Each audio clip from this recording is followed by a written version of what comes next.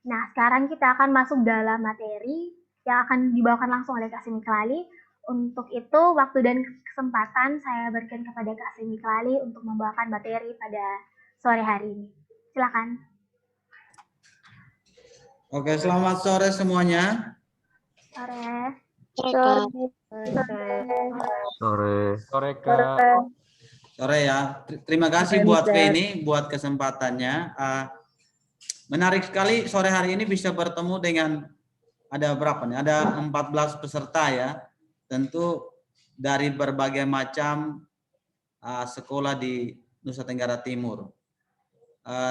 Thank you banget sudah mendaftar untuk masuk dalam satu pelatihan yang namanya menulis esai. Itu asik nih. Kalian bisa bergabung mendaftar, ini luar biasa. Suara saya kedengaran ya? Benar Kak. Oke, thank you. Nah, sebelum kita mulai kelas menulis esai, saya pengen kita ice breaking dulu nih, supaya jangan pada tegang nih. Ya, kita ice breaking dulu lewat satu video yang sudah kami siapkan. Bisa di-share ya. Kita nyanyi bareng ya, buat teman-teman semua bisa mengingatkan kembali memori masa lalu nih, lagu ini ya. Kita nyanyi lagu nih, supaya jangan pada tegang nih.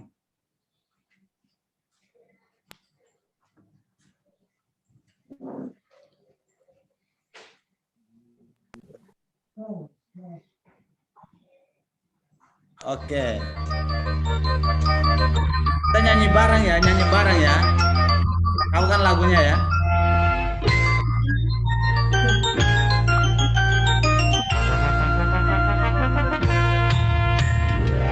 Aku ingin begini. Ingin itu banyak sekali.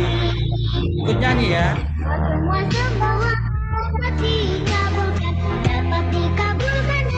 Kantong ajaib.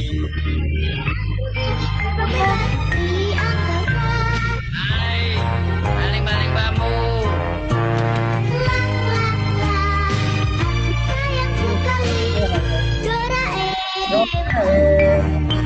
Ya, Doraemon.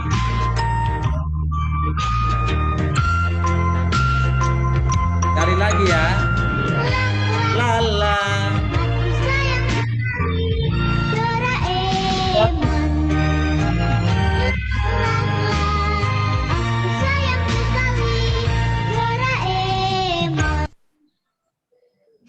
Oke, thank you operator.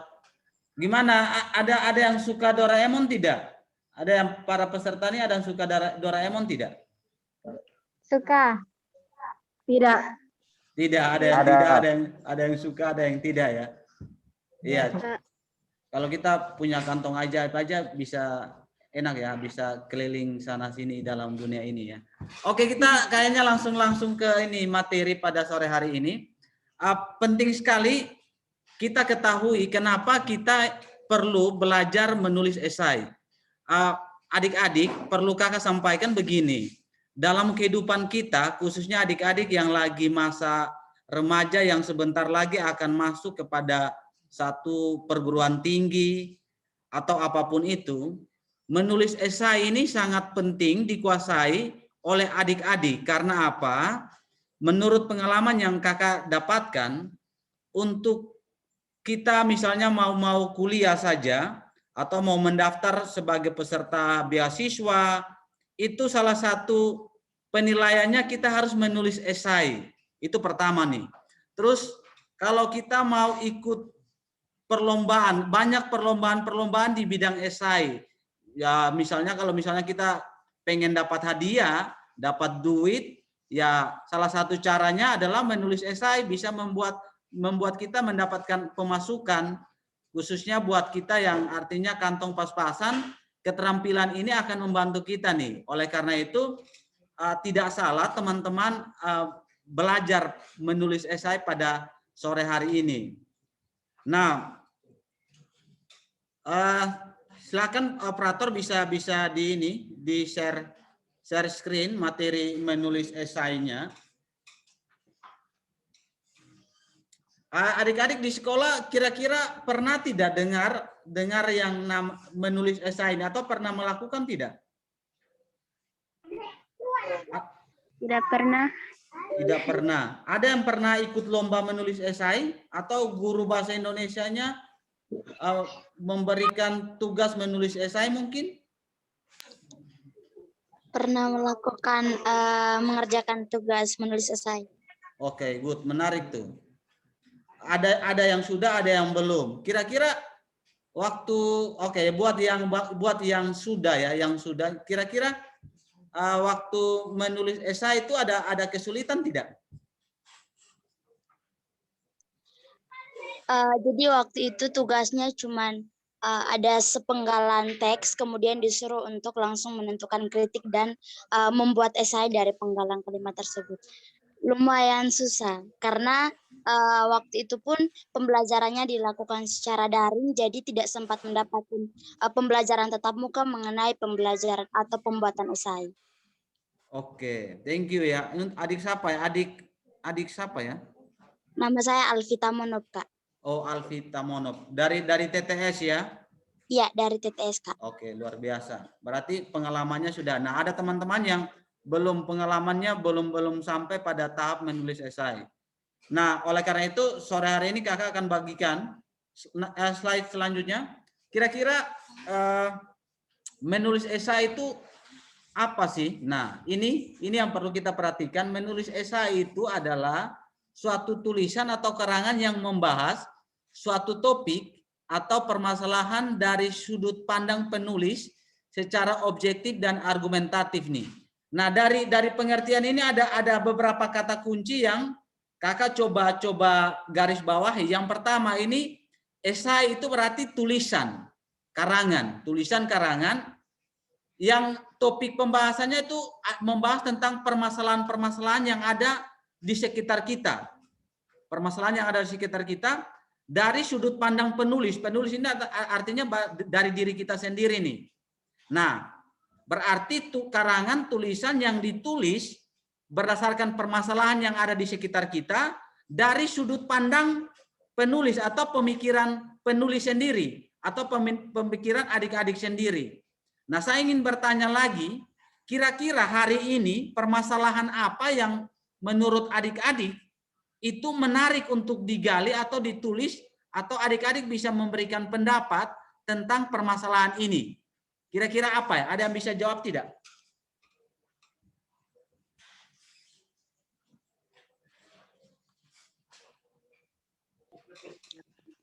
Baik, Kak, mungkin dari saya. Oke, silakan. Salah satu topik pembahasan yang menurut saya menarik untuk kita bahas pada saat ini yaitu tentang hoax, Kak. Karena apalagi pada saat pandemi COVID seperti ini ternyata ada banyak orang yang mengambil kesempatan untuk menyebarluaskan hoax itu atau berita bohong itu, sehingga di sini juga merugikan banyak orang karena seperti yang kita tahu bahwa hoax itu merupakan berita bohong. Kalau misalkan itu berita bohong, otomatis tidak memiliki manfaat kepada orang-orang, Kak. Terima kasih. Thank you, Alfi. Ya, thank you. Benar ya, hoax itu satu permasalahan yang asik atau menarik untuk dikaji lebih jauh dari sudut pandang penulis sendiri ya. Terus mungkin hari ini yang lagi booming ini bicara soal belajar daring ya. Kita lagi COVID-19 dan belajar daring ini suatu permasalahan nih. Mungkin bagi teman-teman yang secara fasilitas lengkap itu aman-aman saja. Tapi bagaimana dengan teman-teman yang secara fasilitas daring atau internet jaringan tidak ada, itu menjadi suatu permasalahan. Atau bisa saja anak-anak hari ini memiliki fasilitas lengkap untuk mengikuti pembelajaran daring, tapi yang terjadi motivasi dirinya kurang.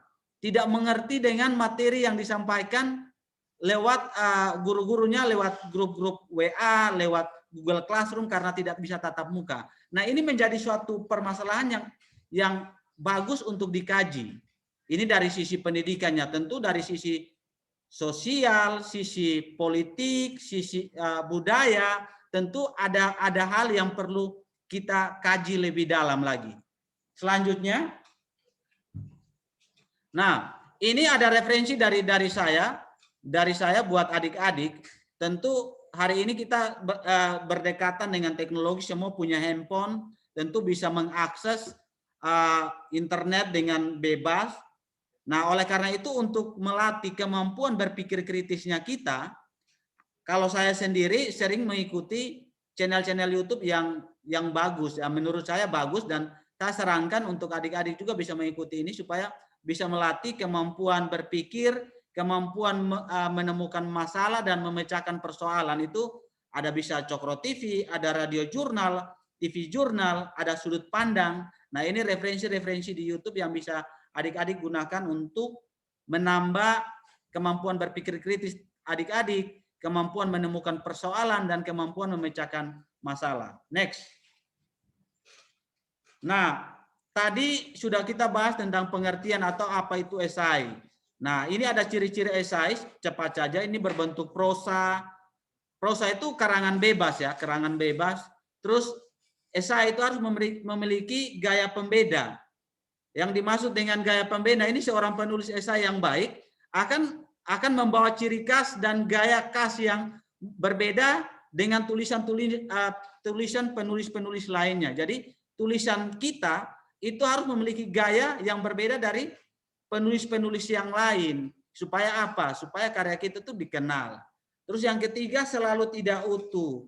Kenapa tidak utuh? Karena ketika kita menulis esai itu kita akan memilih hal-hal yang penting dan menarik untuk ditulis. Jadi tidak selalu tidak utuh karena kita akan memilih, oh ini yang cocok nih, ini yang menarik untuk kita tulis ini. Terus memenuhi keutuhan kriteria penulisan. Tentu walaupun esai ini tulisan yang tidak utuh, namun harus memiliki kesatuan dan memenuhi syarat-syarat penulisan. Jadi ada pendahuluannya, ada pembahasannya, hingga sampai pada penutup atau kesimpulan.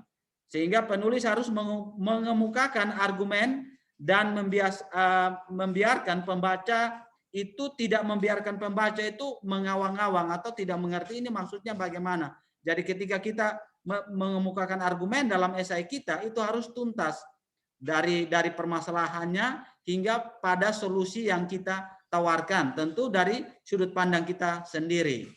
Lalu ciri yang berikut itu harus singkat. Esai ini seperti yang saya ketahui bahwa esai ini tidak panjang.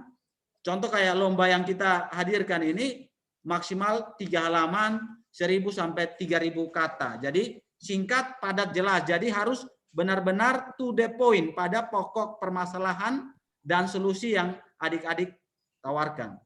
Slide berikutnya. Nah, ini struktur esai, ada pendahuluan, isi, dan penutup.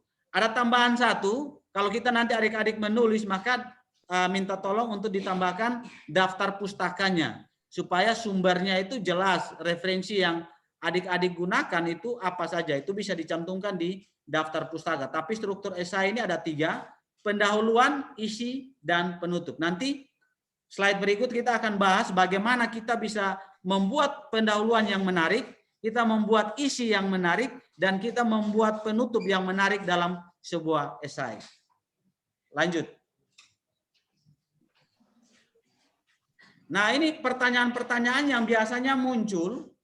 Ini harus kita munculkan dalam diri kita sebagai penulis esai, sehingga kita bisa menghasilkan esai yang bagus nih. Atau pertanyaan-pertanyaan ini biasanya ditanyakan oleh orang-orang yang ingin menguji esainya kita. Misalnya yang pertama, kenapa kita memilih esai ini atau topik ini? Jadi kan sebelum menulis kan teman-teman harus atau adik-adik harus memilih nih topik kan. Oleh karena itu harus taruh pertanyaan dalam pikiran kita ini, kenapa saya memilih topik ini? Lalu dari topik ini kira-kira permasalahan apa yang melatar belakangi saya untuk menulis ini? Lalu kira-kira dari permasalahan ini gagasan apa yang sudah ada? Orang sudah pernah memberikan gagasan ini. Lalu manfaat dari gagasan itu apa? Dan harapannya kalau menurut saya ketika kita sudah tahu ada gagasan yang sudah pernah ditawarkan oleh orang lain, kira-kira apa yang baru yang harus kita tawarkan dari permasalahan yang ada itu. Jadi mungkin saja permasalahan ini contoh kayak belajar daring, tentu banyak orang yang sudah menulis tentang belajar daring, tapi tentu solusi yang ditawarkan itu berbeda-beda dan disesuaikan dengan kondisi dan tempat orang yang mengalaminya. Jadi kita bisa lihat permasalahan-permasalahan ini dan kita bisa tawarkan hal yang berbeda dari gagasan-gagasan yang sudah pernah ada. Nah, apabila pertanyaan-pertanyaan ini kurang lebih ada 8 pertanyaan ini, alangkah baiknya itu ada dalam pikiran kita sebelum kita menulis suatu esai. Sehingga esai yang kita hadirkan itu benar-benar berbobot lah orang bilang atau berkualitas. Lanjut. Nah, ini adalah tips dari saya untuk bagaimana sih cara menulis esai yang baik dan benar. Perlu saya sampaikan bahwa keterampilan menulis ini penting untuk dimiliki oleh semua orang, dan tadi saya sudah sempat sampaikan penting dimiliki oleh semua orang. Bagi yang artinya tertarik dalam bidang ini bisa menghasilkan pemasukan buat kita, melatih berpikir kritisnya kita. Terus saya sampaikan lagi bahwa esai ini merupakan salah satu jenis tulisan. Kalau adik-adik pasti kalau ditanya suka yang tulisan jenis apa, pasti yang suka yang cerpen, yang novel, itu kan paling suka yang kayak gitu kan. Nah, kalau dikategorikan kalau dalam bahasa Indonesia itu masuk kayak novel, cerpen, itu masuk ke dalam kategori tulisan fiksi atau karangan berdasarkan hayalan penulis. Tapi kalau esai, artikel, skripsi, nah itu masuk ke dalam salah satu tulisan non fiksi. Jadi ini menarik nih, non fiksi ini enak karena dilihat dari sudut yang realita, yang nyata, yang bisa kita tulis ya kan. Lalu bagaimana cara menulis esai yang baik dan benar nih? Ya oke, slide berikut. Oke, ada pertanyaan dari Mary Adista ya Prasetya. Izin bertanya, apakah dalam menulis esai boleh dimasukkan pendapat orang? Oke, kalau saya pendapat orang lain itu boleh dimasukkan. Tentu harus ada sumber yang jelas yang nanti teman-teman hadirkan di daftar pustaka. Jadi sumber dari pendapat orang itu adik-adik ambil dari mana?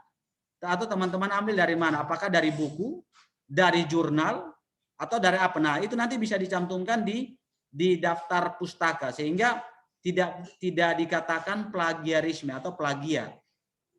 Karena itu bukan pendapatnya kita. Jadi boleh ya, kalau menurut saya sih boleh untuk memasukkan pendapat orang lain. Habis itu baru nanti di pembahasan, kan tadi saya sudah sampaikan bahwa ada 3 struktur pembahasan. Nah, saat pembahasan ini murni menurut kita, menurut pendapatnya kita. Boleh di latar belakang teman-teman sisipkan pendapat orang lain berkaitan dengan permasalahan yang sudah pernah ada, tapi nanti sudah sampai di pembahasan ini murni solusi dan argumen atau pendapat dari kita sendiri. Oke, kita kembali ke slide ya. Menulis esai bagaimana caranya? Nah, yang pertama kita harus tahu apa itu esai. Sudah tahu ya? Esai karangan prosa yang membahas suatu masalah dari sudut pandang penulis. Kalau kita sudah tahu apa itu esai, tentu akan memudahkan kita dalam menulis. Slide berikut.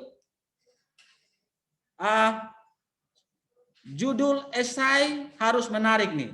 Nah, untuk judul esai ini ada slide yang akan saya jelaskan khusus bagaimana kita membuat judul esai yang menarik. Ada slide khusus yang akan saya bahas nanti. Tapi dari sini gambaran dari saya bahwa ketika menulis judul ini ketika orang mau menilai esainya kita, judul ini akan menjadi satu alasan kenapa orang ingin membaca lebih tentang esai yang kita tulis. Jadi pure judul ini harus menarik. Karena kalau tidak menarik maka orang akan malas baca. Jadi sebisa mungkin kita buatkan branding khusus atau ciri khas dari kita untuk orang ketika mau melihat esainya kita, oh ya judulnya menarik nih, saya harus baca nih. Lalu yang berikut, gunakan bahasa baku, gaya beda, dan unik.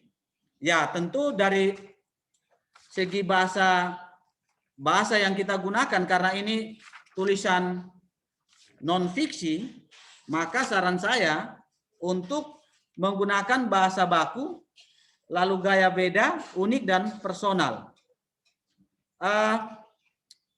Saat ini sudah banyak aplikasi yang bisa mengecek ini bahasa kita ini sudah baku atau tidak nih.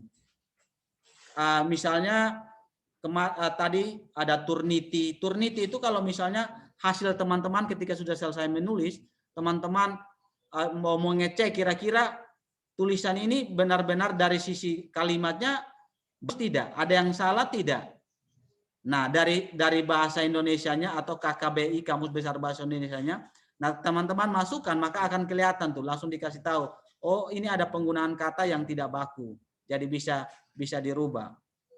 Selain itu, menurut saya kita harus menggunakan gaya yang beda dan unik dan personal. Lanjut. Lalu yang berikut itu bagaimana supaya esai kita menarik dan baik untuk orang lihat, itu pilih topik atau ide yang memiliki urgensi paling tinggi atau kepentingan atau permasalahan yang harus dipecahkan itu paling cepat. Saat ini misalnya masalah corona ini adalah salah satu permasalahan yang hot atau yang paling unik atau paling penting yang harus dibahas oleh semua orang karena berdampak pada semua aspek kehidupan kita. Jadi bisa juga selain corona, teman-teman bisa pilih DBD misalnya. Kasus DBD juga ini penting untuk dibahas. Terus kasus stunting tentang gizi buruk, khususnya di kita di NTT, itu juga bisa dibahas, penting. Jadi pilihlah topik-topik yang benar-benar penting untuk dibahas atau dirasa alami oleh orang lain. Lalu ketika teman-teman sudah menulis, usahakanlah isi tulisan teman-teman itu adalah harus aplikatif dan memiliki dampak yang luas. Artinya di sini bahwa tulisan kita ini harus bermanfaat untuk orang lain dan bisa diterapkan. Karena esai ini kan permasalahan yang dikasih dari sudut pandang kita dan kita menemukan solusi dan solusinya kita tawarkan tentu dalam bentuk tulisan. Nah, usahakan agar tulisan yang kita atau pemikiran yang kita hadirkan ini dia harus bermanfaat untuk orang lain dan bisa diterapkan oleh orang lain sehingga itu bisa bermanfaat. Lanjut. Lalu kita harus menemukan ide yang selaras dengan tujuan pemerintah. Ya, saran saya dalam kita menulis esai itu sebisa mungkin kita harus mengetahui tujuan pemerintah itu seperti apa. Contoh misalnya saat ini kita ingin tulis tentang belajar daring. Saya ambil belajar daring lah.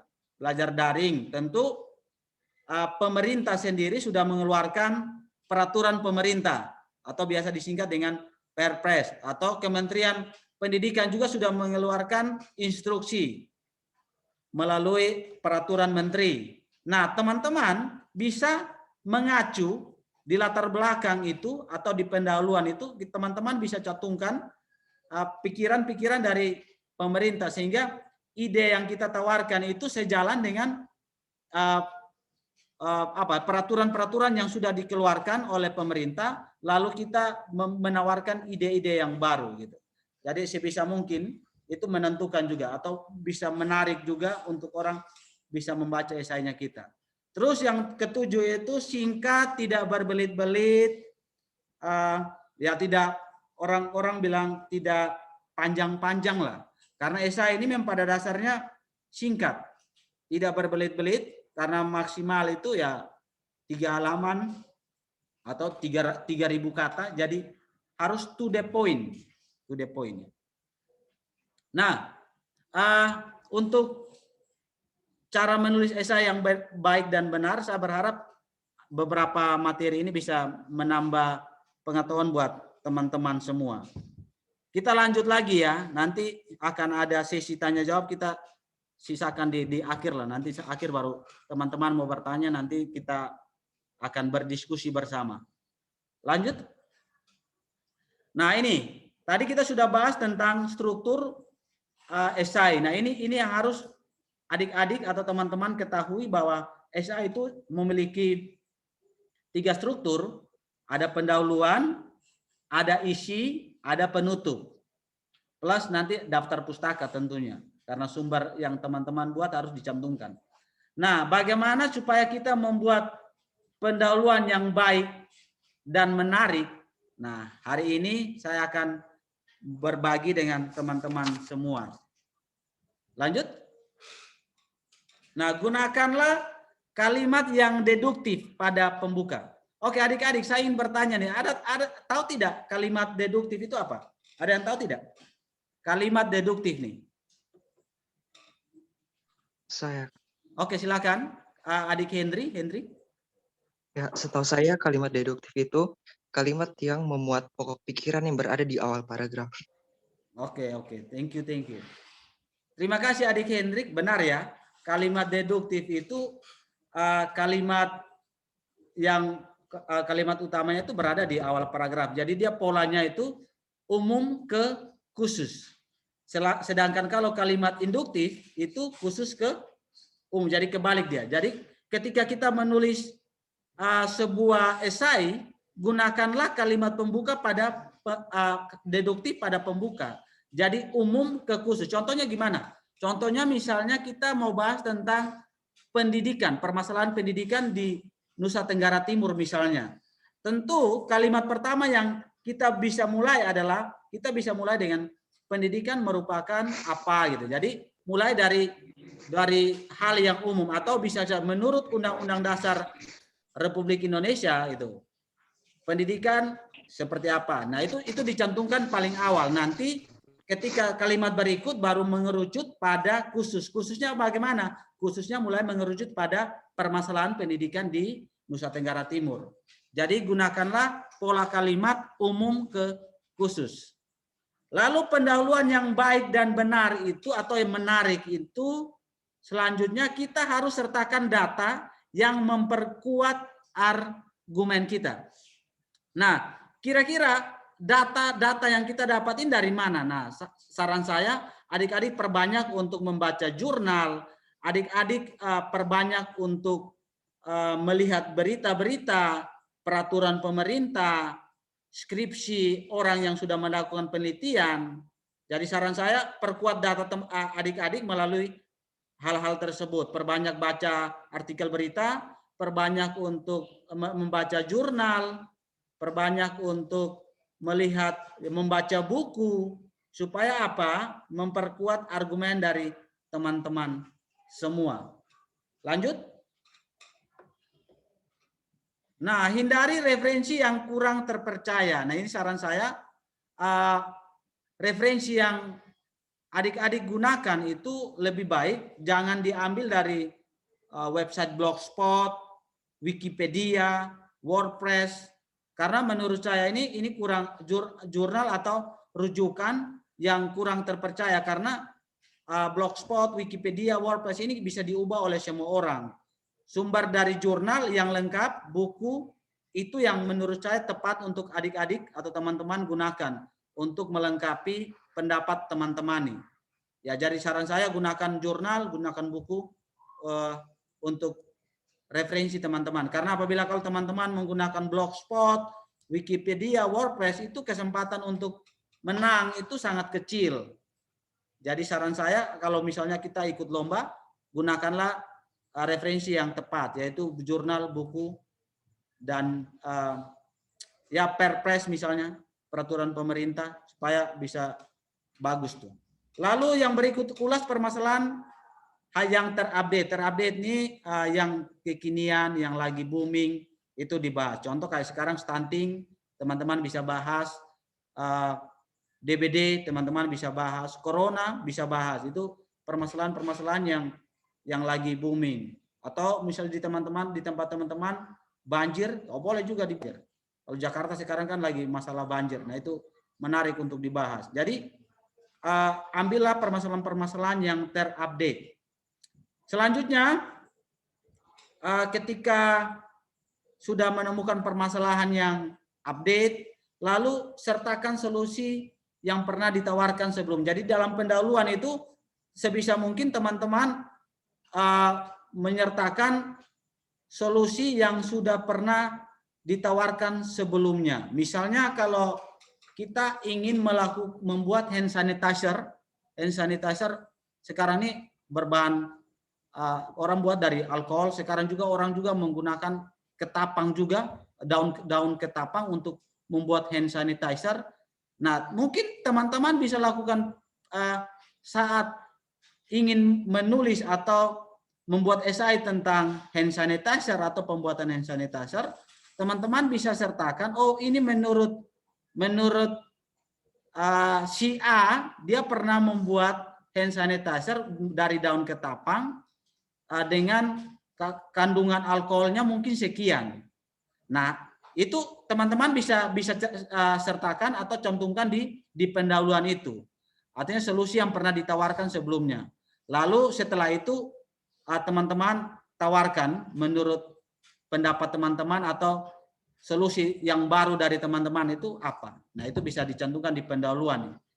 Lalu yang berikut itu teman-teman bisa analisis kekurangan, kelebihan, peluang, dan ancaman. Nah, di pendahuluan teman-teman supaya bisa menarik dan orang tertarik untuk membaca, teman-teman bisa analisis SWOT. Kira-kira SWOT itu kan strength itu kira-kira kekuatan karya saya ini apa? Misalnya, produk ini belum ada sebelumnya atau sudah ada namun dibuat dengan bahan yang berbeda, misalnya. Seperti yang tadi saya sebutkan, misalnya membuat hand sanitizer dengan bunga Kamboja. Karena orang selama ini dari alkohol, teman-teman bisa kelebihan yang saya tawarkan adalah saya membuat hand sanitizer dari bunga Kamboja. Itu menarik juga.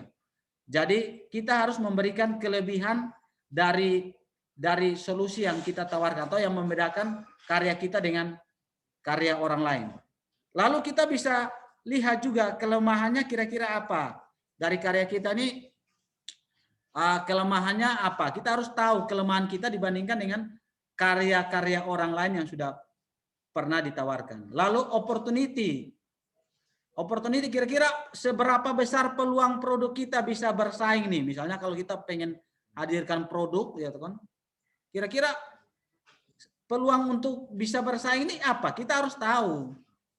Lalu kira-kira threat-nya, ancamannya apa? Ancaman seperti apa yang perlu kita ketahui?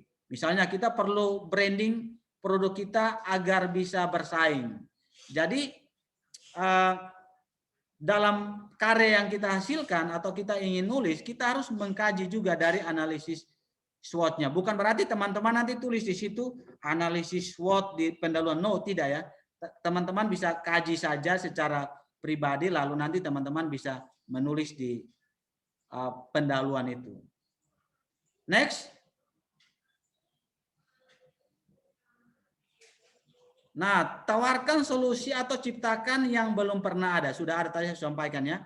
Jadi bisa tawarkan solusi atau ciptakan yang belum pernah ada. Gitu. Lalu kira-kira manfaat dan tujuan dari ide yang kita tawarkan itu apa? Jadi usahakan dalam pendahuluan itu hal ini bisa masuk di poin-poin tersebut. Lanjut. Oke. Sebelum kita lanjut, kayaknya sudah pada ini ya. Jangan bosan. Kita perlu refreshing juga, ice breaking dulu ya. Ice breaking. Ya, operator bisa putar ini ya. Kita ice breaking dengan dengar lagu dulu, supaya tambah semangat lagi. Tuh fokusnya sebentar bisa kembali fokusnya. Ya, operator minta tolong untuk ini ya. Bisa putar lagu yang berikut, kita nyanyi bareng ya. Let's go.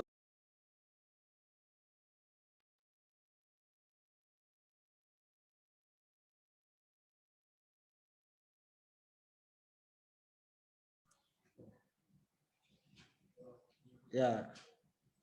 Bentar ya, lagi di setting. Wah, ini banyak nih, 24 orang nih yang sudah hadir. Oke, kita nyanyi bareng ya. Seluruh kota merupakan tempat bermain yang asik. Oh sebenarnya aku senang sekali. Dalam begini Ya di sini berusaha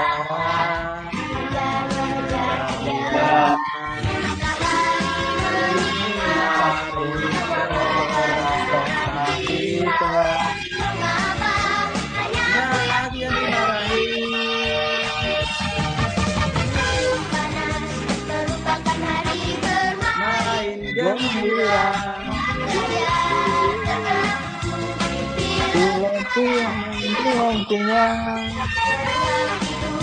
dan tak ada yang berani ganggunya. Untungnya aku sibuk sekali. Oke, thank you. Tepuk tangan buat kita semua. Oke, ini mau tanya dulu. Kira-kira adik-adik nih, ini kan pasti peserta nih paling banyak lahir 2000-an ya. Kira-kira pernah ini tidak ya? Pernah nonton film Krayon Shinchan? Shinchan ya, ini film ya. Pernah nonton tidak? Atau tidak pernah lagi ya? Tidak pernah. Wah, ternyata pernah. Tidak pernah, Kak. Soalnya saya kira kita beda generasi. Saya generasi 90-an ya. Teman-teman kan lahirnya di ini ya. Mungkin kalau saya dengan mamanya Gerald ya, mamanya Gerald kita seangkatan kali ya.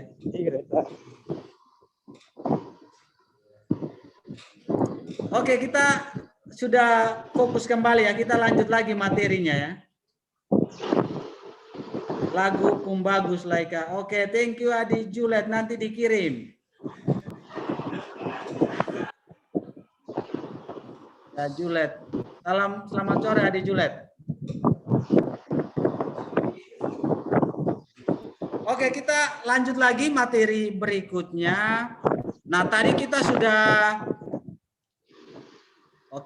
sudah tenang kembali. Nah, tadi kita sudah belajar bagaimana kita membuat pendahuluan yang menarik, yang baik tentunya. Dan struktur yang kedua itu adalah isi. Jadi, saya akan sharing berbagi kepada teman-teman tips membuat isi yang baik. Oke, buat teman-teman mungkin yang belum mute bisa di mute dulu. Oke. Thank you, terima kasih. Kita lanjut lagi, tips membuat isi yang baik. Slide berikutnya. Nah, untuk isi, saran saya buat teman-teman yang ingin ikut lomba ini, bagian isi harus lebih banyak daripada pendahuluan dan penutup. Oke. Jadi, jangan sampai nanti esai teman-teman ini pendahuluannya yang lebih banyak dari pendahuluan dan penutup lebih banyak daripada isi. Jangan ya. Jadi harus isi yang lebih banyak. Jadi gagasan teman-teman, pikiran teman-teman ini harus lebih banyak daripada harus ada lebih banyak di isi ini. Jadi jangan sampai tidak ada ya. Jadi harus full atau paling banyak di bagian isi ini daripada pendahuluan dan penutup. Lalu yang berikut, jelaskan secara detail. Jelaskan gagasan atau ide-ide teman-teman ini sebisa mungkin, solusi yang teman-teman hadirkan, tawarkan itu jelaskan secara detail di situ, masuk akal tentunya. Kalau teman-teman mau menggunakan gambar di situ boleh supaya lebih menarik, karena juri itu biasanya dia senang sekali kalau karyanya kita ini ada gambarnya, tentu akan semakin menarik. Tapi kalau bisa, kalau misalnya gambar ini, kalau teman-teman ambil dari internet ya harus sertakan sumbernya. Tapi hari ini sudah banyak yang bisa kalian buat. Mau buat sendiri pun bagus. Ada aplikasi-aplikasi menggambar yang sudah banyak. Jadi teman-teman kalau mau sertakan gambar dari hasil karya teman-teman itu lebih menarik. Ada nilai tambahnya juga. Lanjut. Nah, untuk berikut nama kegiatan yang menarik. Nah, supaya esai teman-teman ini menarik dan enak dibaca, maka biasakan untuk membuat nama kegiatan ini sebisa mungkin menarik. Contoh kayak kegiatan yang dibuat oleh adik-adik di Pandega Jaya sini, ini kan dinamakan COVID. COVID bukan yang COVID yang terakhirnya D ya, yang corona ini bukan ya. Tapi COVID terakhirnya pakai T. Jadi bisa kepanjangannya collaboration in virtual. Itu menarik tuh. Temanya, nama kegiatannya menarik. Jadi orang bilang, apa ya kira-kira COVID ya? COVID ini apa sih? Orang kan buat penasaran. Akhirnya orang baca. Oh ternyata COVID yang dibuat SMA Kristen Pandega Jaya ini, mereka buat lomba plus ada webinarnya. Nah itu, oh ternyata tugasnya untuk memenuhi tugas akhir mereka, ujian sekolah mereka. Wah, menarik nih. Jadi sebisa mungkin teman-teman membuat kegiatan, nama kegiatan ini menarik. Misalnya contoh, buat nama kegiatan GBR, gelar basar dan pameran. Wah, itu kan asik kan.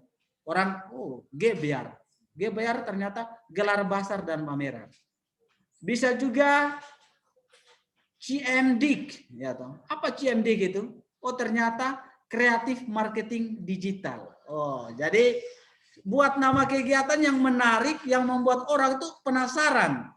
Jadi bukan cuma ketika kita PDKT dengan wanita, kita buat dia itu ya menarik atau penasaran. Dalam esai pun buat orang tertarik ya, penasaran untuk mengenal atau membaca lebih jauh tentang esainya kita. Jadi jangan cuma anak orang yang dibuat penasaran. Esai pun harus dibuat penasaran. Sepakat ya teman-teman ya? Sepakat ya?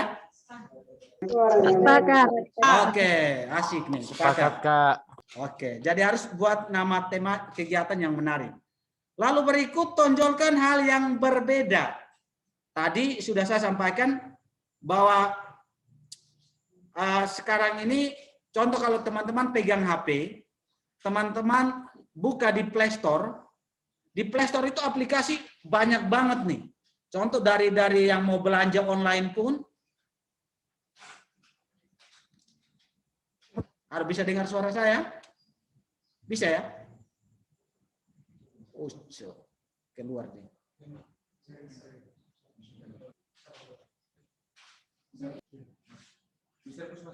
Oh, masuk. Oke. Aduh, teman-teman minta maaf, tadi ada gangguan jaringan. Harap maklum di sini mendung-mendung gerimis ya. Mendung-mendung gerimis, jadi ya gangguan kami di Tilong, agak jauh dari perkotaan, jadi sedikit bermasalah dengan jaringan. Tapi sudah kembali nih. Masih jelas ya suara saya teman-teman? Masih, Kak. Oke, thank you. Nah, bisa disiapkan share screen-nya. Kita tadi sampai pada yang bagian isi, tonjolkan hal yang berbeda. Nah, kalau teman-teman perhatikan di aplikasi, di Play Store, hari ini banyak aplikasi. Nah, dalam aplikasi itu kita biasanya diminta untuk review atau memberikan pendapat terhadap aplikasi ini. Kira-kira aplikasi ini bagus tidak?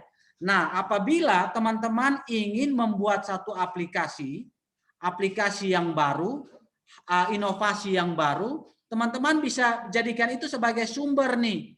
Misalnya, menurut aplikasi ini, respon dari penggunanya ada kekurangan-kekurangan nih dari aplikasi ini. Maka saya sebagai anak baru yang pengen buat aplikasi baru, tentu atau yang mirip, tapi ada unsur berbedanya, jadi modifikasi dari aplikasi yang sudah pernah ada, kita bisa jadikan itu sebagai referensi untuk kita menghasilkan aplikasi yang atau penambahan fitur-fitur yang berbeda dari aplikasi sebelumnya.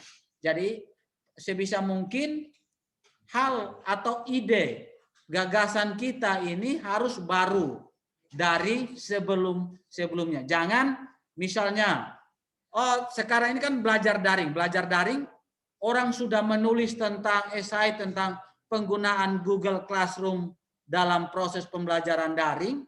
Nah, ini kita orang sudah ngasih ide nih tentang penggunaan Google Classroom. Kita ketika menulis esai kita masih menggunakan hal yang sama, tidak berbeda ya, sama saja. Peluang untuk menang itu sangat tipis. Jadi sebisa mungkin hadirkan yang berbeda. Tonjolkan inovasi-inovasi dari teman-teman yang berbeda supaya tidak sama dari sebelumnya. Next.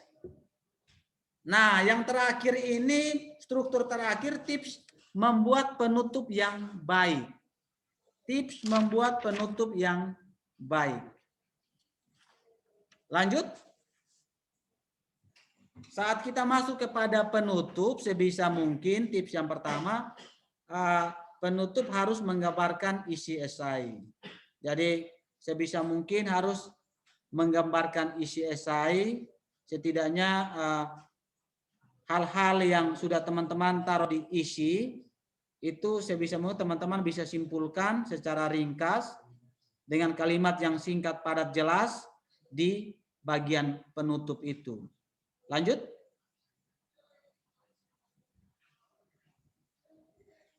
Lalu bisa juga sertakan dampak inovasi bagi orang lain. Jadi di situ tuh bisa teman-teman rangkum dampaknya kira-kira bagaimana.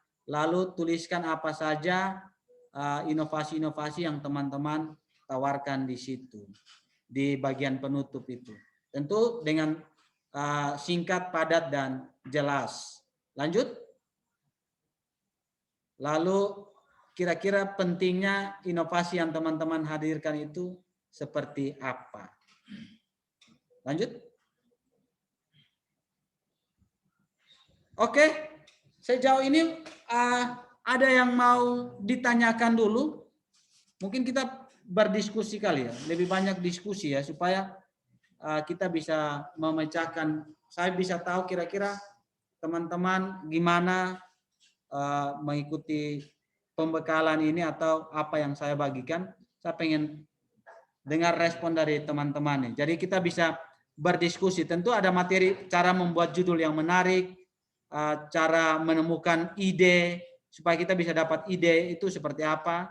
Nah, itu nanti bisa saya bahas tentu dari pertanyaan-pertanyaan atau bahan diskusi yang teman-teman yang punya. Bagi teman-teman yang mau berbagi juga, saya kasih kesempatan nih, misalnya mau berbagi tentang pengalamannya menulis esai, bisa dibagikan nih, supaya teman-teman yang tidak tahu bisa menambah pengetahuan mereka nih. Jadi kita diskusi ya.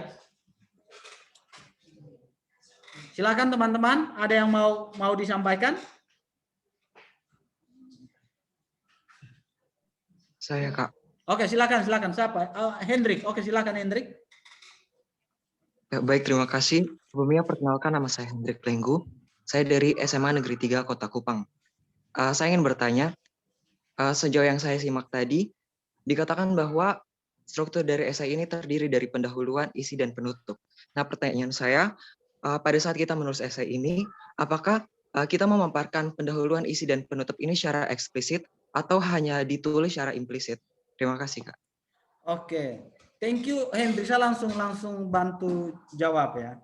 Ada beberapa esai atau penyelenggara ketika mereka membuat esai itu, mereka mau supaya esainya itu ada pendahuluannya gimana, itu ditulis tuh pendahuluan. Lalu isi gimana, terus penutupnya gimana, itu ada. Jadi teman-teman cantumkan pendahuluan, isi, penutup. Tapi ada juga esai yang langsung satu kaligus, langsung tidak ada tulisan bilang ada pendahuluan, ada isi, ada penutup. Langsung teman-teman nulis saja. Mungkin sehingga nanti satu orang baca, oh kayaknya paragraf pertama ini dia bagian pendahuluan nih. Oh paragraf ketiga, keempat sampai ketujuh ini yang bagian isi. Dan paragraf ke-11 dan 12 ini bagian penutup. Jadi bebas ya. Boleh teman-teman cantumkan pendahuluan, isi, dan penutup boleh. Tapi bisa juga teman-teman rangkum satu kali, tidak mencantumkan pendahuluan, isi, dan penutup. Gitu ya Adik Hendrik. Baik Kak, terima kasih. Oke, thank you. Ada lagi yang mau berdiskusi? Saya kasih kesempatan. Sebelum kita masuk kepada mungkin cara menggali ide sebuah esai. Saya Kak. Oke, silakan. Saya ingin bertanya lagi. Jadi sesuai juknis lomba waktu technical meeting kemarin, kami diberitahu untuk menulis esai minimal 3 halaman dan maksimal 5 halaman ataupun maksimalnya itu 300 karakter. Nah, bagaimana apabila tulisan esai kami ini 3.000 karakter, tapi halamannya itu 6 halaman. Jadi kan tidak jelas begitu. Kita harus berpatokan di jumlah halaman atau berpatokan ke banyaknya karakter. Apalagi tadi Kak mengatakan bahwa untuk lebih menarik kita bisa tambahkan gambar. Nah, kalau tambahkan gambar pasti halamannya itu akan tambah banyak. Jadi kita fokusnya di 3.000 halaman sebagai maksimal, 3.000 karakter maksud saya, 3.000 karakter sebagai maksimal atau maksimalnya itu 5 halaman. Terima kasih. Oke, kalau saran saya fokus pada 3.000 katanya, 3.000 kata. Jadi teman-teman itu nanti kami akan mengecek kan teman-teman kan kirimnya dalam bentuk ketikan ya. Jadi dalam bentuk ketikan.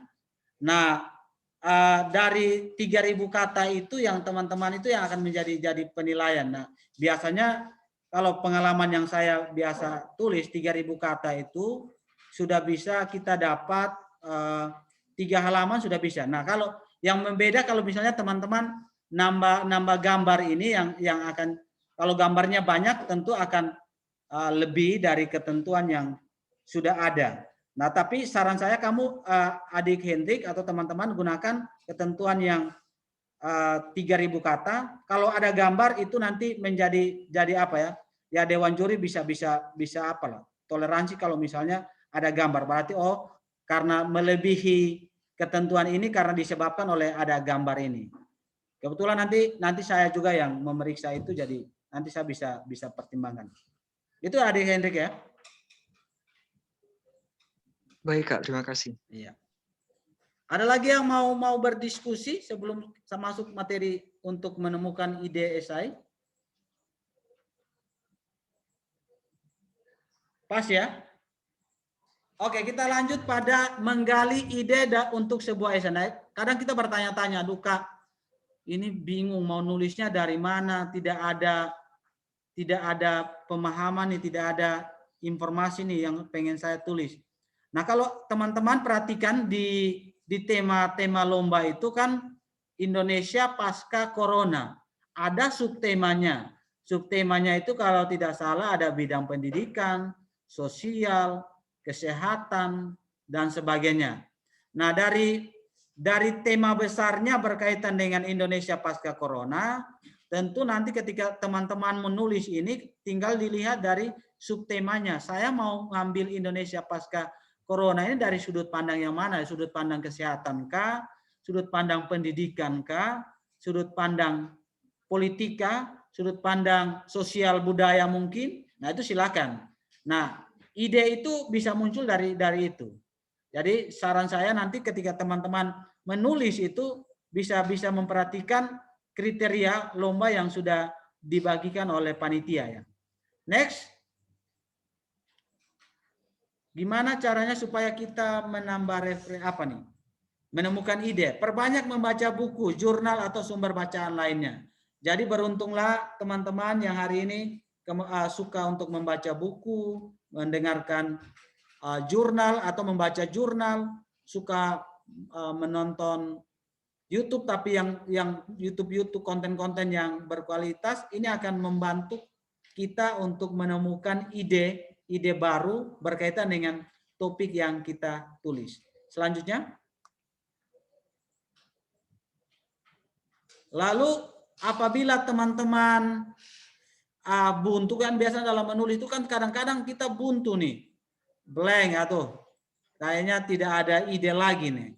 Nah, saran saya teman-teman perlu refreshing, perlu jalan-jalan. Misalnya kayaknya untuk menemukan ide nulis nih saya perlu jalan-jalan nih ke mana? Ke pasar mungkin, ke pasar. Dari pasar saya bisa melihat, oh ada persoalan nih di pasar. Bisa jadikan sumber untuk menulis. Saya pergi ke laut misalnya. Sampai di laut, oh ternyata sampah banyak banget nih.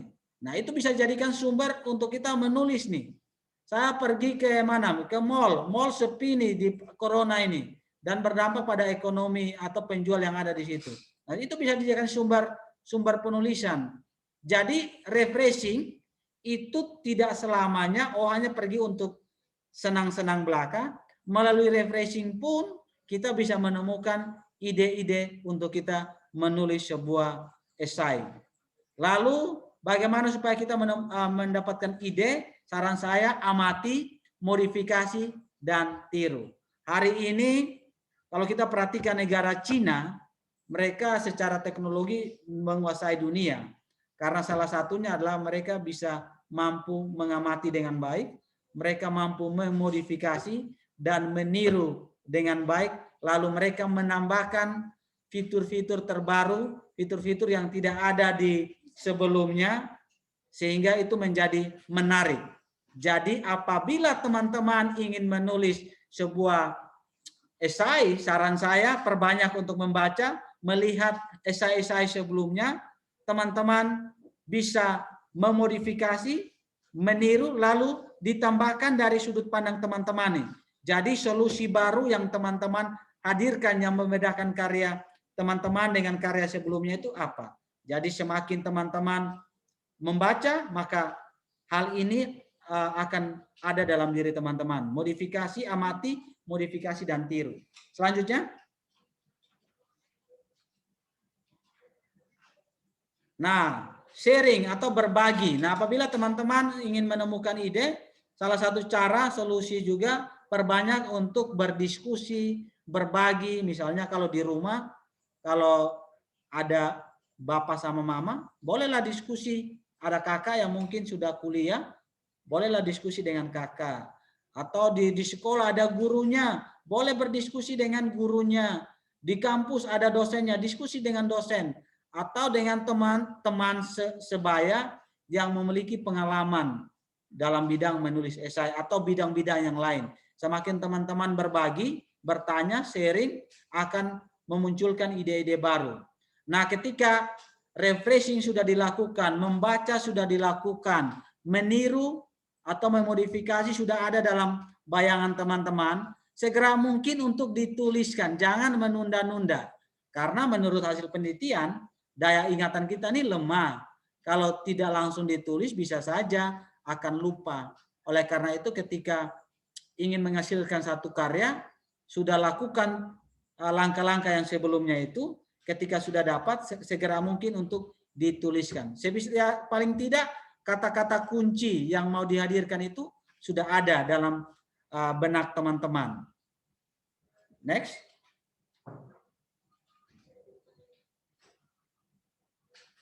Nah, ini kita akan masuk pada slide yang terakhir, cara membuat judul yang menarik nih. Tentu banyak yang bertanya-tanya, kira-kira buat judul yang menarik ini yang bagaimana ya supaya orang tertarik untuk melihat, membaca jurnal atau esainya saya. Yang pertama, silakan. Hal yang pertama yang bisa dilakukan adalah ciptakan branding dalam judul yang kita buat. Branding ini maksudnya bagaimana?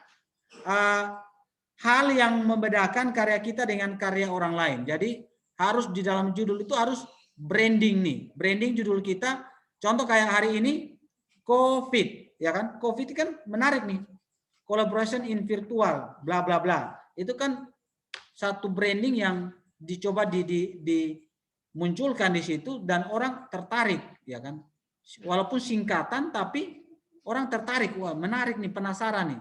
Atau gebiar, gelar basar dan pameran, apa lanjutannya? Nah itu kan semakin menarik nih.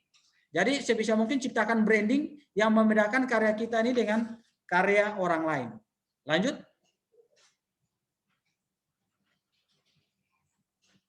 Sesuaikan dengan tema ya, tentu judul yang kita buat harus sesuaikan dengan tema. Contohnya kalau lomba kita kan Indonesia Pasca Corona, subtemanya berkaitan dengan bidang-bidang pendidikan, sosial, budaya. Nah, sebisa mungkin judulnya kita ini harus tidak keluar dari tema besar yang sudah diberikan oleh panitia. Jadi harus sesuaikan dengan tema.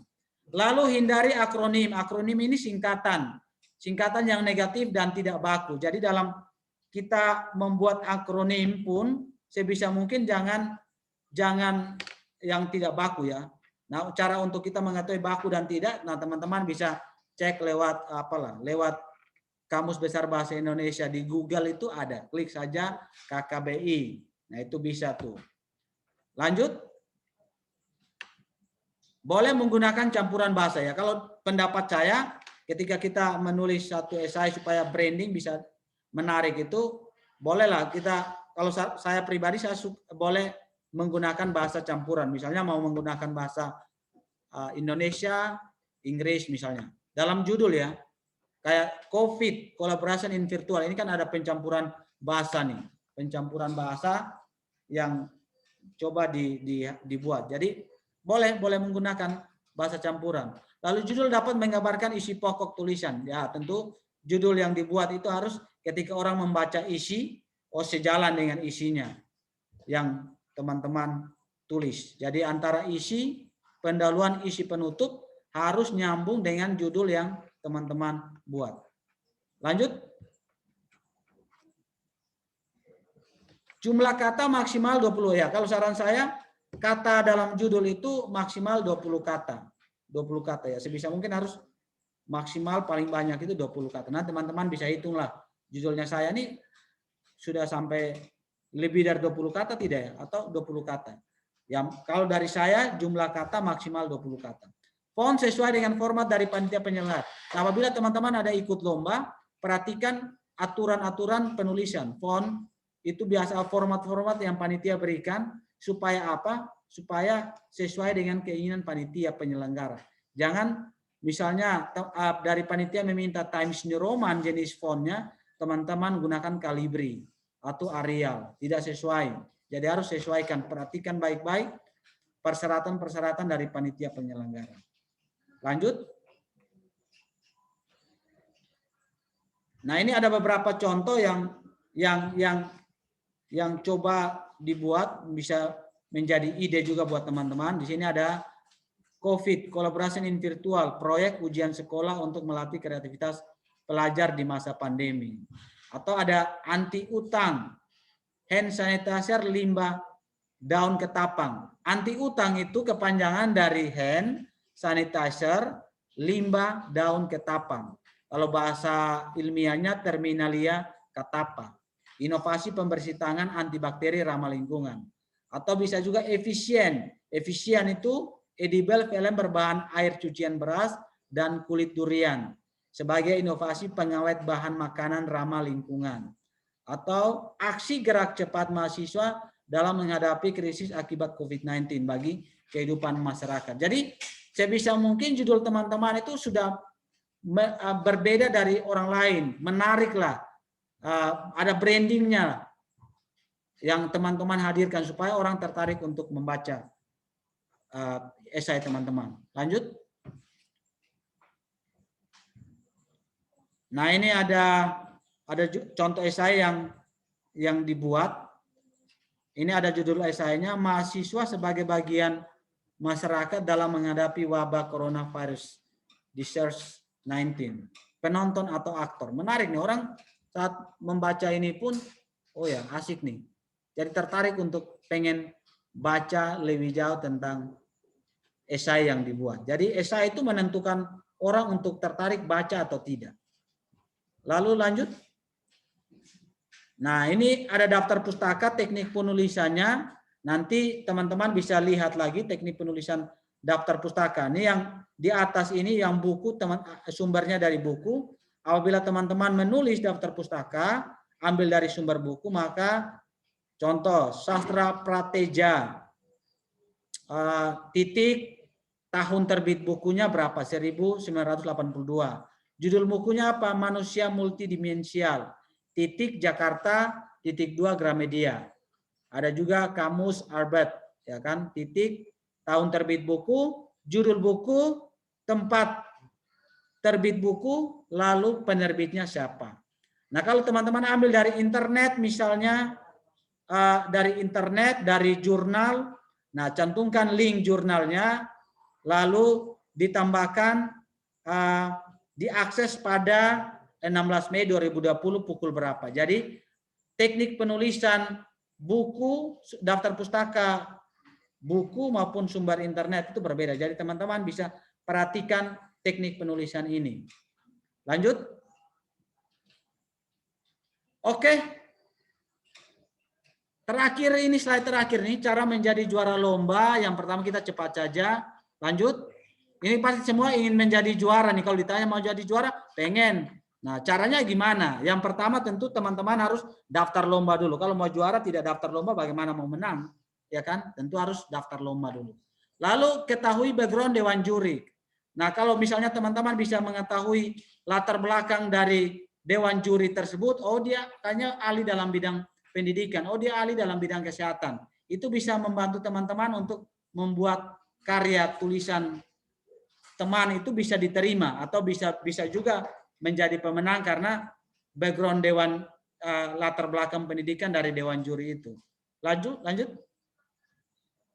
Naskah harus sesuai dengan aturan panitia. Nah, kalau mau jadi juara, naskah teman-teman harus sesuai dengan aturan panitia penyelenggara. Kemarin kita sudah ikut technical meeting, nah itu disesuaikan dan aturannya juga sudah di-share. Silahkan dilihat baik-baik supaya naskah teman-teman bisa menang dalam lomba ini. Lanjut.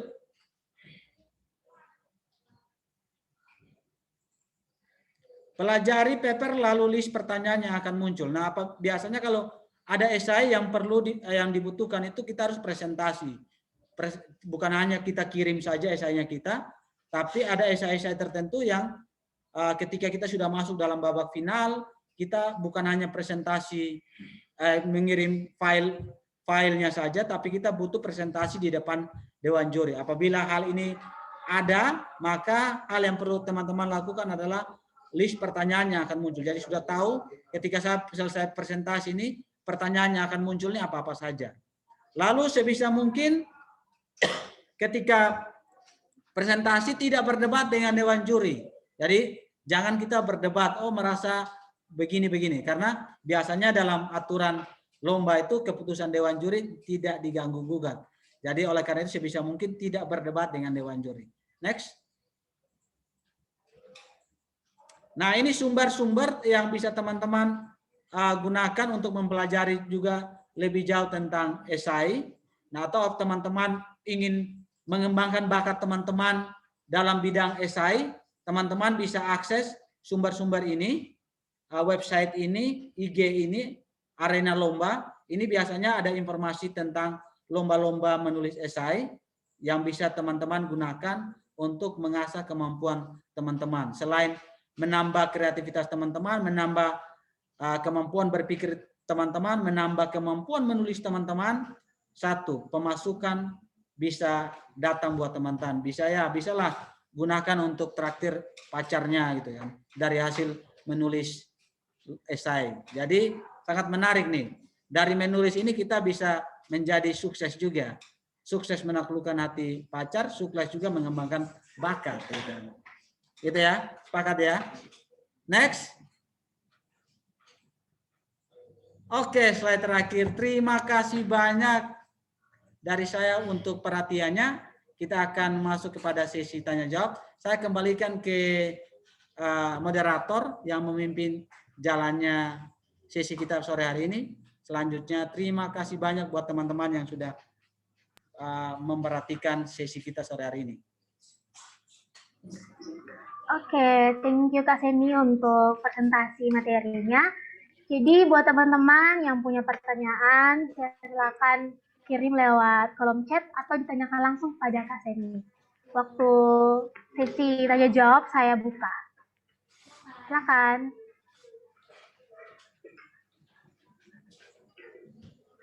Ayo anak-anak muda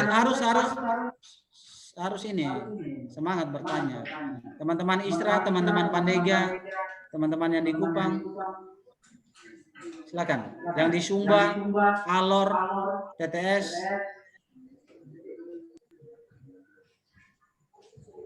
Mau bertanya? Silakan teman-teman. Oke, silakan Hendrik. Ya, baik, terima kasih. Sebelumnya perkenalkan nama saya Hendrik Lenggo, saya dari SMA Negeri 3 Kota Kupang. Nah, saya ingin bertanya pada slide yang tadi cara menulis judul yang baik dan benar atau cara menulis judul yang menarik, tadi dikatakan bahwa lebih baik menaruh istilah asing atau bahasa campuran supaya terlihat lebih menarik. Nah, pertanyaan saya, eh, seperti yang kita tahu bersama bahwa tata cara penulisan yang baik dan benar yang sesuai dengan kaidah kebahasaan apabila ada istilah asing, maka kata atau kalimat tersebut akan dicetak miring.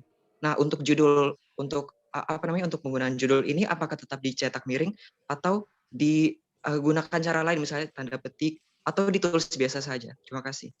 Baik, terima kasih adik Hendrik. Oke, untuk penggunaan istilah asing dalam sebuah esai, tadi kan saya sampaikan bahwa menggunakan bahasa campuran itu boleh digunakan, tapi ingat yang dominan harus bahasa Indonesia ya. Jangan dominan bahasa Inggris. Harus dominan bahasa Indonesia. Nah, untuk penulisan bahasa asing itu ada teknik penulisannya, aturannya. Ketika teman-teman menggunakan bahasa asing, maka seperti yang tadi adik Hendrik sampaikan, maka gunakanlah tanda miring ya, atau harus dicentang miring ya, huruf bahasa asing tersebut. Misalnya collaboration in virtual, maka harus dicentang miring. Itu teknik aturan dasar dari aturan dasar untuk menulis bahasa asing. Jadi harus dicentang miring adik Hendrik, yang seperti yang tadi adik Hendrik sampaikan itu harus dicentang miring. Itu ya adik Hendrik ya. Baik Kak, terima kasih. Baik Kak, mungkin dari saya. Oh iya, silakan. Menyambung dari pertanyaan yang tadi disampaikan terkait dengan judul, kalau misalnya kita mengambil bahasa asing atau menggunakan bahasa asing, apakah diharuskan untuk menerjemahkan maksud dari judul tersebut ataukah cukup ditulis saja judulnya dalam bahasa Inggris. Dan kalau misalkan seperti yang tadi disampaikan bahwa kalau seandainya dicetak miring, otomatis itu sudah melewati batas ketentuan, karena berdasarkan persyaratan yang dilihat itu untuk peraturannya judulnya itu hanya di bold saja. Jadi kebijakannya seperti apa, saya mohon dijelaskan. Terima kasih Kak. Oke, terima kasih. Nah, untuk penggunaan bahasa asing dalam judul ini sudah saya sampaikan tadi bahwa sebisa mungkin dicantumkan, tidak perlu diterjemahkan karena nanti terjemahan artinya itu kan nanti penjelasan lebih detailnya nanti kan ada di pembahasan. Contoh kayak misalnya collaboration in virtual itu nanti apa ya kira-kira collaboration in virtual ini. Nah, nanti kan penjelasan lebih detailnya nanti ada diisi di pembahasan itu. Jadi membuat orang tertarik nih, penasaran untuk kaji lebih jauh. Nah, memang kalau misalnya saya ada aturan di situ, kalau misalnya hanya di bold saja, saya tambahkan hari ini, kalau misalnya teman-teman ini kan semua hadir nih yang nulis esai, apabila teman-teman menggunakan istilah asing, judulnya tolong untuk yang istilah asing itu dicentang miring ya. Karena itu memang aturan bakunya harus seperti itu. Baik itu bukan cuma hanya di judul, nanti di pembahasan, di pendahuluan pembahasan maupun penutup ada istilah asing yang teman-teman gunakan, maka wajib dicentang miring. Gitu ya, Adik Alfi. Baik Kak, terima kasih. Adik Alfi di SOE ini lagi belajar daring atau gimana? Di SOE? Belajar daring Kak. Oh, belajar daring ya. Kalau adik Lenggu di SMA 3 gimana? Belajar daring atau? Belajar daring Kak. Oh, belajar daring ya.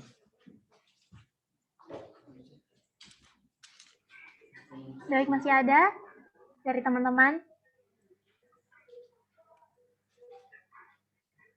Oke. Ada pertanyaan teman-teman? Mas. Dari Pandega Jaya mungkin ada pertanyaan. Oke. Nanti materinya nanti saya kirim ke panitia, nanti di share lagi kepada teman-teman. Oke, terima kasih untuk Kak Semi yang telah membawakan materi, dan terima kasih buat teman-teman yang sudah memberikan pertanyaan, baik itu seputar cara menulis esai. Nah, sekian dari sini acara webinar untuk sore hari ini, itu acara webinar menulis esai. Saya akan menutup acara ini, namun sebelumnya saya ingatkan teman, silakan mengisi link aktif yang telah disediakan oleh admin. Nah, sebelumnya kita akan sesi foto bersama yang akan dipimpin oleh operator.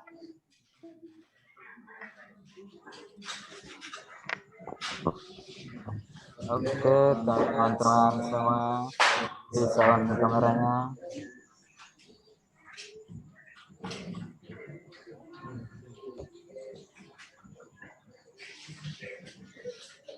Oke, saya on.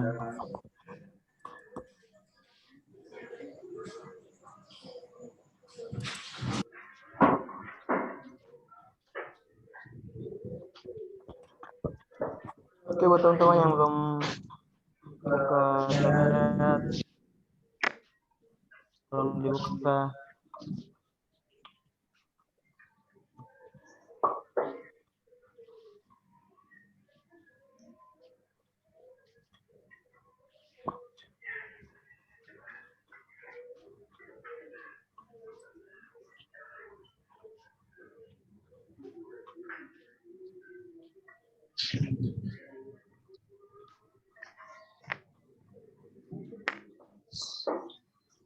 Oke, 1, 2, 3.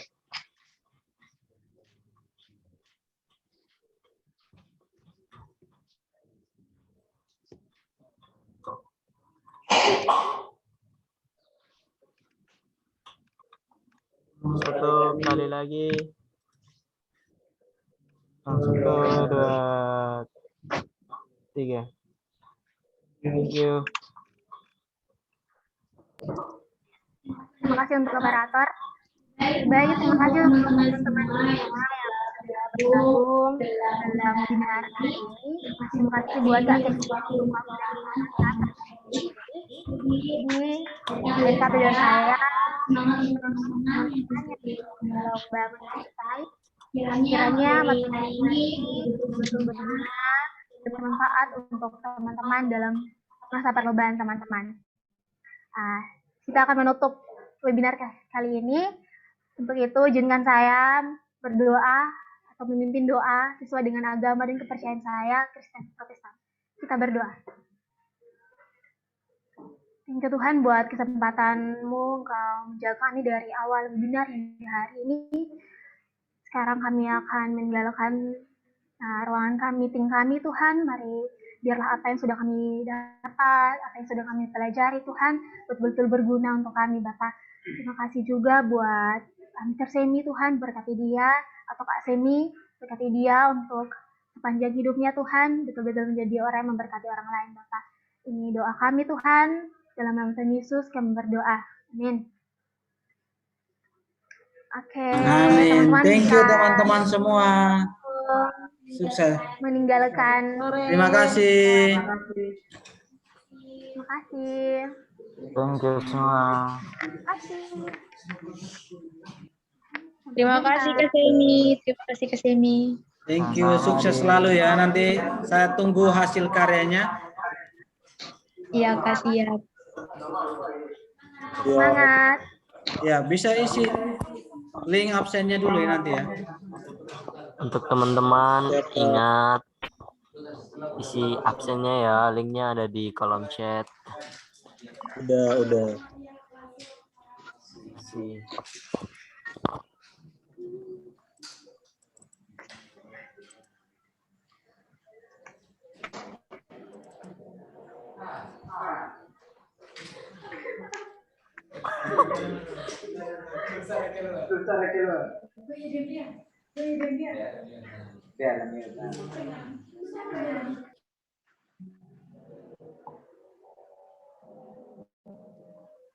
Sorry, permisi Kak, boleh minta link absennya soalnya tadi koneksinya terputus. Untuk link absennya akan dikirim oleh admin, jadi bisa menunggu sebentar. Siap Kak.